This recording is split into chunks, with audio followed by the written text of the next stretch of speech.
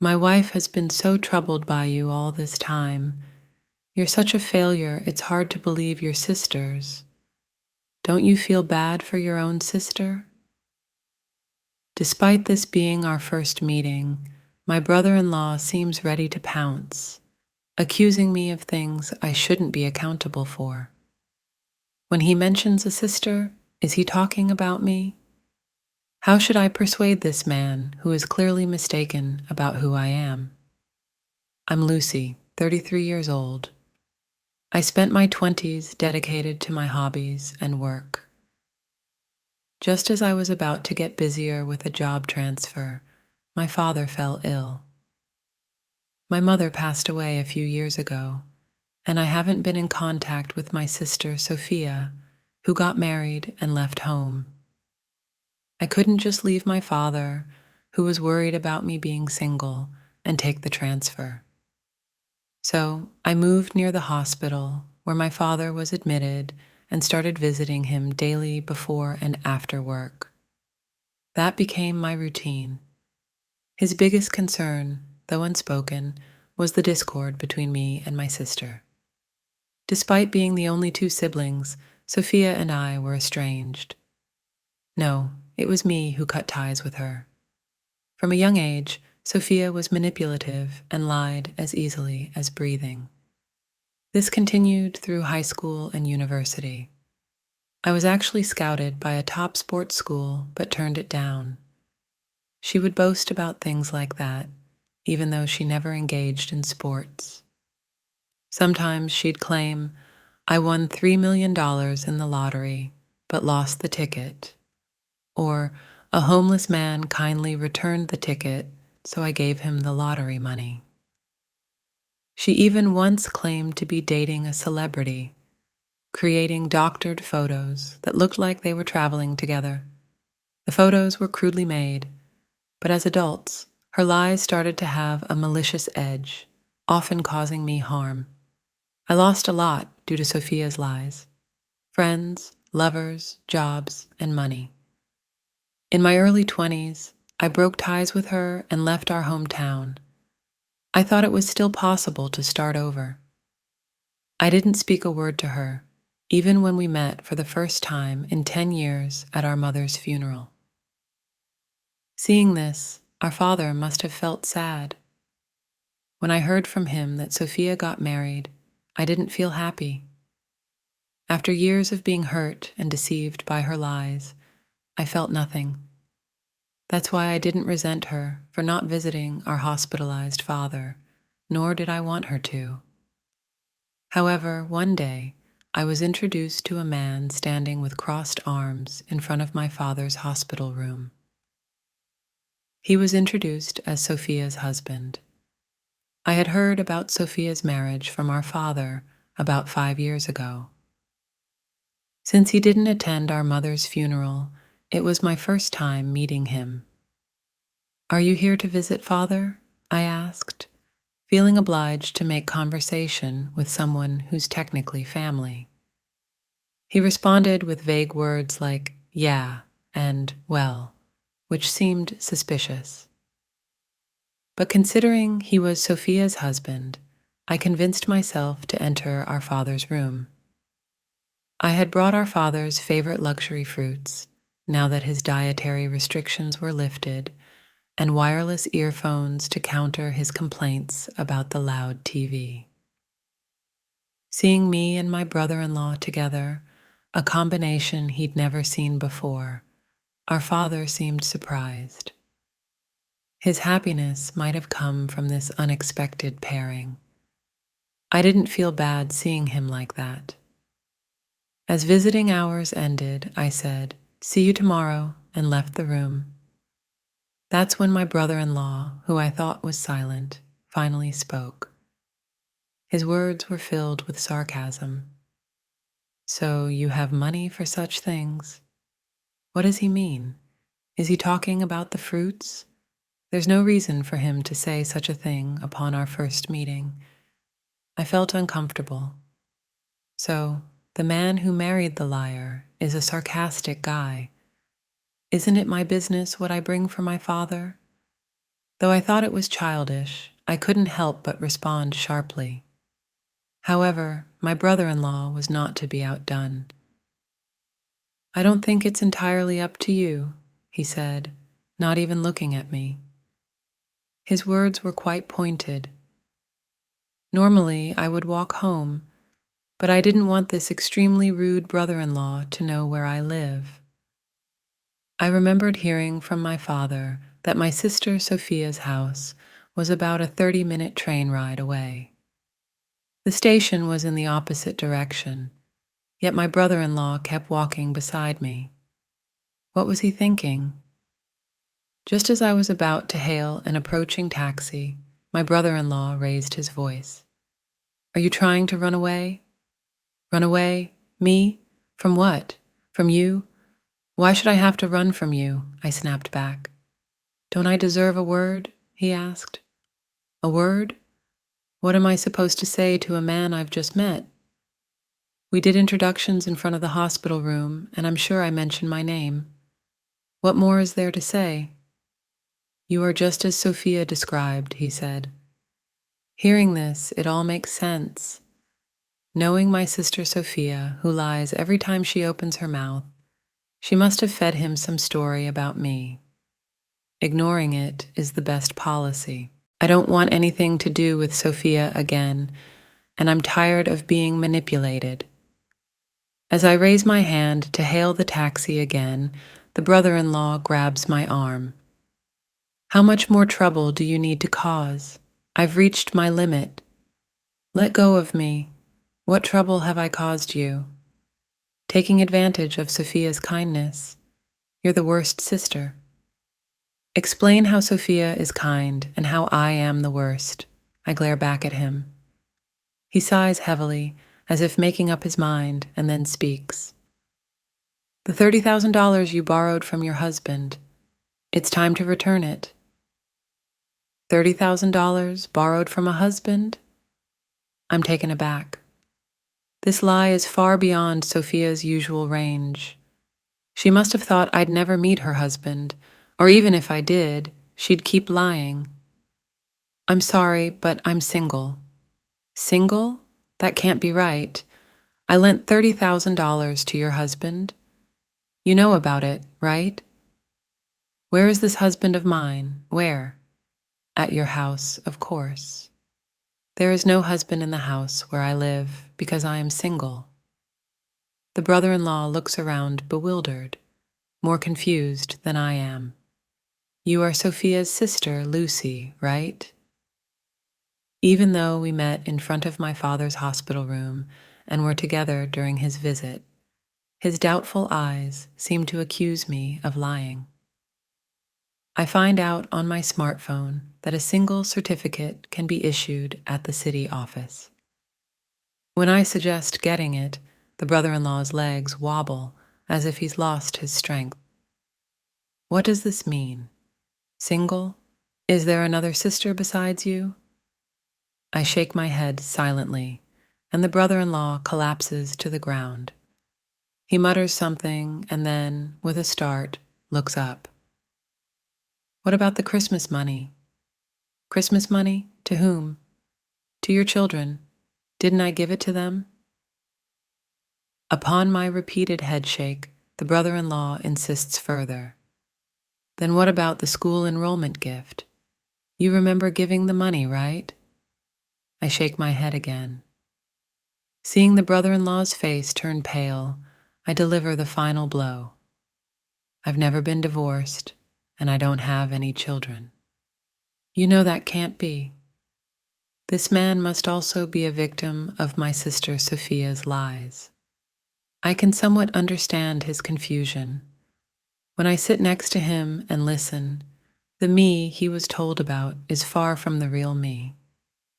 He says the sister has always caused trouble, and Sophia had a hard time dealing with her.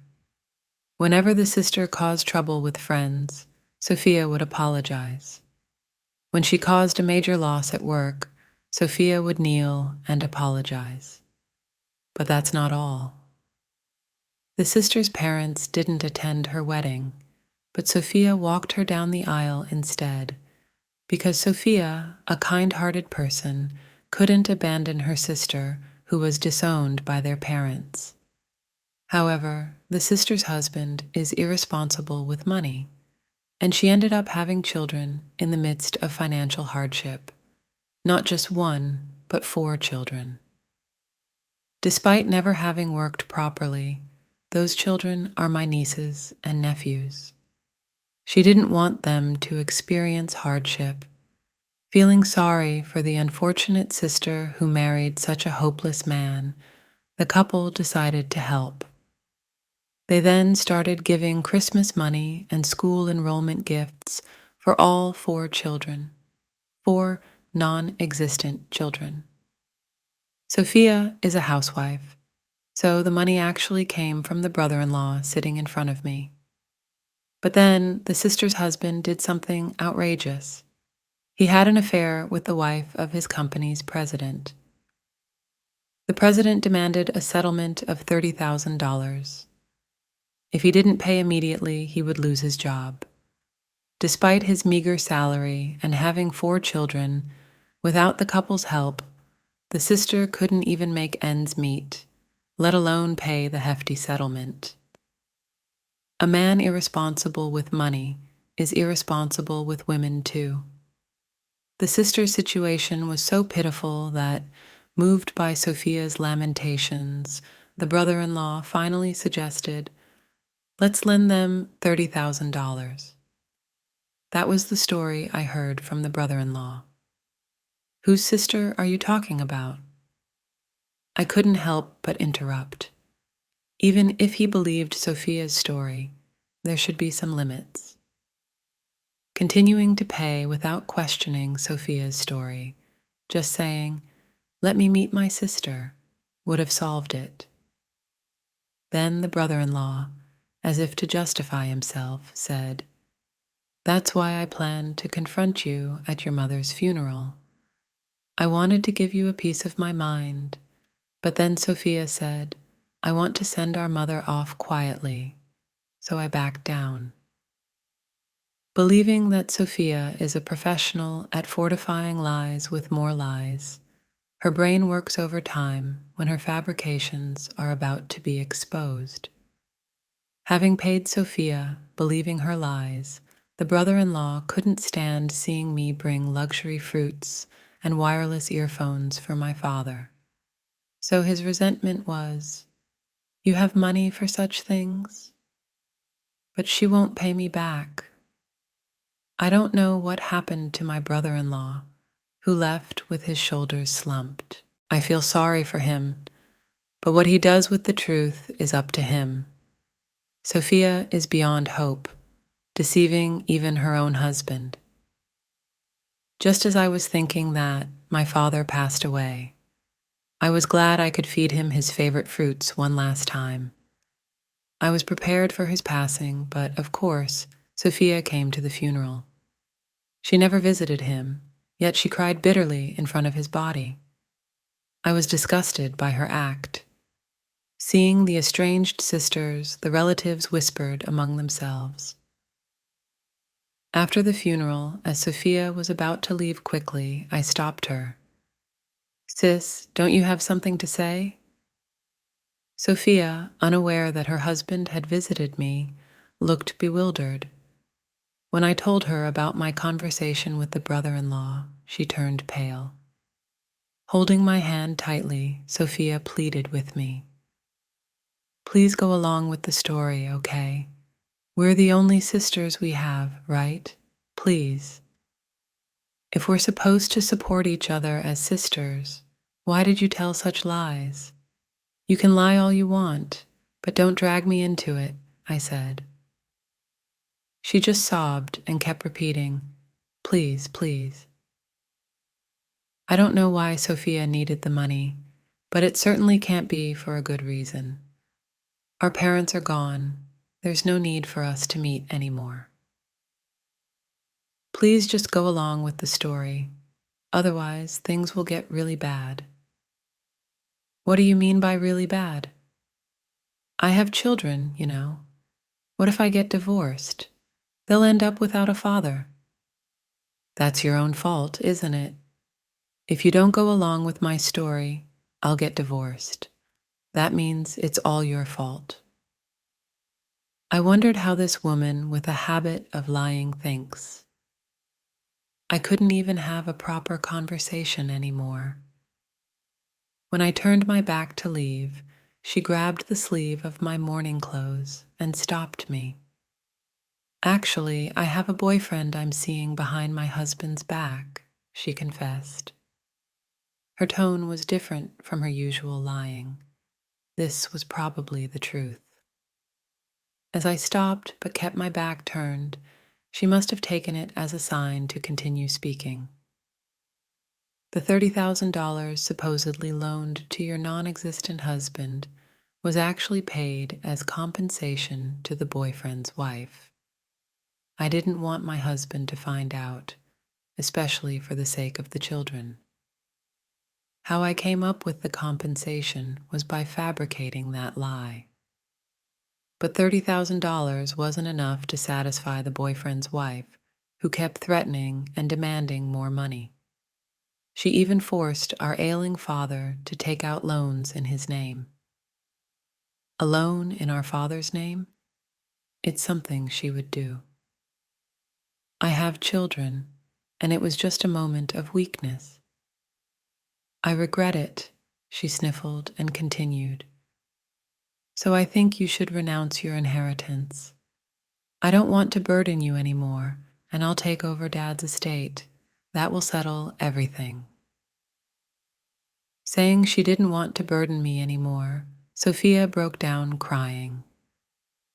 6 months later, after our father's memorial service, while I was sorting through our family home, Sophia asked about the inheritance renunciation. I've already completed the renunciation process. Sophia kept pressing me. Really? Yes, really, you're being persistent. Oh, great, she said as she was about to leave triumphantly. Her phone rang, and she answered it with a bounce in her voice. I immediately knew it was her lover. Hi, my sister has officially renounced the inheritance. Everything's mine now. We can be together, right? It turned out that even the story about paying compensation to the lover's wife was a lie. She left her children with our father and used the $30,000 to go on a lavish trip abroad with her lover. Ah, she really is a hopeless case. I was fooled by her lies till the very end. There's no need for me to feel guilty anymore. I confronted her. Was all of that a lie? It's too late to say anything now. You've renounced the inheritance. Did you know there's a deadline for inheritance claims? It's been over 3 months, so no matter what you say now, you won't get a penny. Sophia laughed cruelly. I decided to call the brother-in-law and tell him the whole story. Oh, are you going to tell my husband? But it's fine. Even if I get divorced, after all, I have Dad's inheritance. My sister laughed loudly with a carefree face, smirking at me. Seeing this, I laughed too. Noticing my reaction, Sophia looked puzzled. I'm not naive enough to take your words seriously. I've done my research on Dad and you, Sophia. I confronted her. Dad was one of the victims of your lies. He paid off your messes several times. How do you think he managed to come up with that money, given his failing health? What? By taking loans? Loans. That means you've inherited his debts, too. You'll have to pay them off. There wasn't a huge fortune from Dad to begin with, was there? Too bad. No big reversal with an inheritance for you. Wait, what? It's not in my name? I don't need to pay. Didn't Dad pay it off already? That's ridiculous. You said yourself that there's a 3-month deadline for inheritance procedures, right? You've missed it, so now you have no choice but to pay off the debt. Clean up your own mess. That's so cruel. Oh my God. Sophia collapsed to the floor, sobbing helplessly. Later, I heard the brother-in-law slammed her with divorce papers and demanded compensation from her lover. Then the affair got exposed to the lover's wife, who also claimed compensation. It would have been fine if they could still be together, but her lover chose his family over Sophia. Now, burdened with compensation and Dad's debts, Sophia, post-divorce, found herself unable to see her children and had to live alone. But it's all her own doing. She deserves the hardships as a consequence of her continuous lies. I have spent my life being manipulated by her. From now on, I will live for myself only.